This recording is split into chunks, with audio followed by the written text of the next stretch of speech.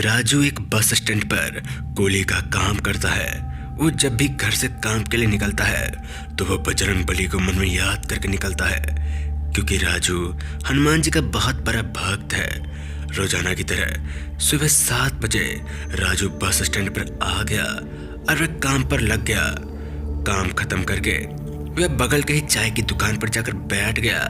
तभी उसके साथियों ने उससे कहा, यार राजू, सोहन 2-3 दिन से काम पर नहीं आ रहा है, कुछ पता है उसके बारे में? तभी राजू ने कहा, नहीं यार, मैंने भी उसे कुछ दिनों से नहीं देखा है।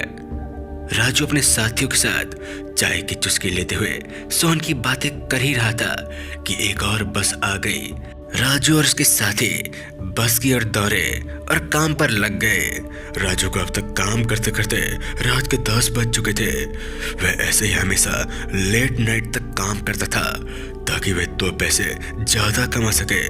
ऐसे ही एक दिन रात के तकरीबन 10 बजे राजू काम करके घर लौट रहा था कि अचानक से उस दिन तेज हवाएं चलने लगी और बहुत तेज बारिश होने लगी, जिस वजह से उसे वहीं रुकना पड़ा। जब बारिश रुकी तब तक रात के 12:30 बज चुके थे। राजू का घर वहां से ज्यादा दूर नहीं था, इसलिए वह घर की ओर निकल पड़ा।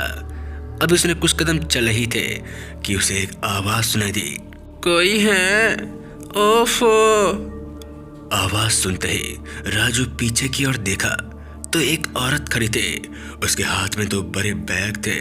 जब राजू उस औरत के पास पहुंचा तो उस औरत ने कहा, भैया सुनिए, मुझे पड़ोस के गांव में ही जाना है, क्या मुझे कोई गाड़ी मिल सकती है आसपास? यह सुनकर राजू ने उस औरत से कहा, इतनी रात को तो आपको कोई गाड़ी नहीं मिल सकती।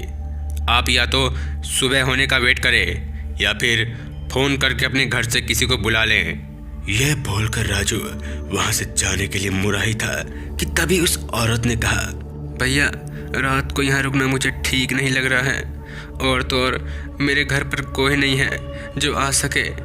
अगर आप मुझे मेरे घर तक छोड़ देंगे तो काफ़ी मेहरबानी होगी, बदले में मैं आपको 2000 रुपये दूंगी। जैसे ही राजू ने 2000 की बात सुनी तो वह जाने के लिए तैयार हो गया। राजू ने दोनों लगेज अपने सर पर उठा लिया और उस औरत के पीछे पीछे चल दिया। कुछ दूर चलने के बाद वह औरत एक सुनसान जंगल के रास्ते की ओर चलने लगी। जैसे ही रास्ते पर गई तो राजू ये देखकर हैरान रह गया और वह वहीं रुक गया। राजू ने उससे कहा, अरे ये रास्ता तो हॉन्टेड है, और इस रास्ते से कहाँ जा रही हैं आप? भैया शायद आपको पता नहीं, इस रास्ते से दूर आगे एक शॉर्टकट रास्ता है जिसे हम जल्दी पहुंच जाएंगे। आप रुक क्यों गए? चलो। राजू ने सोचा कि चलो ये तो अच्छी बात है, अगर शॉर्टकट रास्ता है तो जल्दी पहुंच जाएंगे। यह सोचकर राजू फिर से उस औरत के पीछे पीछे चलने लगा। राजू अब जंगल के काफी अंदर आ गया था, मगर अभी भी वह शॉर्टकट रास्ते पर नहीं पहुंचा था कि तभी राजू को पीछे से उस औरत ने कहा, मेरा सामान यहीं रख दो। राजू उस औरत की डरावनी आवाज सुनकर एकदम से रुक गया।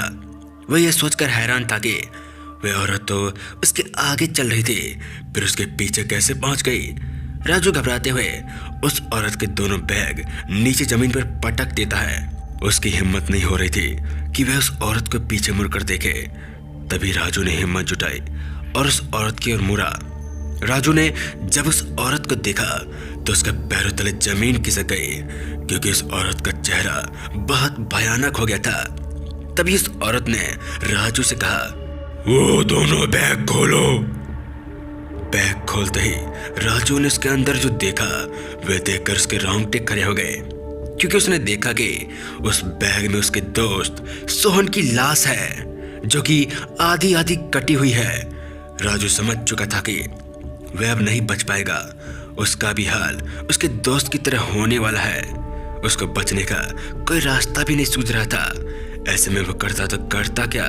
बेचारा राजू घुटने टेक के आंखें बंद करके वहीं बैठ गया और मन ही मन बजरंग बली को याद करने लगा। हे महावीर बजरंग बली, मुझे बचा लो, मुझे बचा लो, मुझसे जो भी गलती हो गई हो मुझे माफ कर देना प्रभु।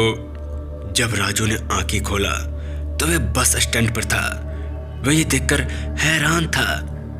कि मैं तो अभी उस जंगल में था, फिर ये बस स्टैंड पर कैसे आ गया। राजू जल्दी से हड़बड़ा कर उठा और वहां से चलने लगा। वह कुछ कदम बढ़ा ही था कि फिर से उसे उस औरत की आवाज सुनाई दी। उसे देखते ही वह समझ गया कि ये तो वही औरत है जो मुझे वीराने में ले गई थी। लिहाजन राजू उस औरत को नजरअंदाज करके अपने घर की ओर निकल गया और घर पहुंच गया। घर पहुंचते ही उसने बजरंगबली को प्रणाम किया और मम्मी पापा को सारी बातें बता दी। जय बजरंगबली। तो दोस्तों, मिलते हैं ऐसी ड्रामनी कहानी के साथ। तब तक के लिए जय हिंद, जय भारत। अगर आपको कहानी अच्छी लगी तो चैनल को लाइक, सब्सक्राइब, शेयर कीजिए। मिलते हैं ऐसी कहानी के साथ। तब तक के लिए टाटा।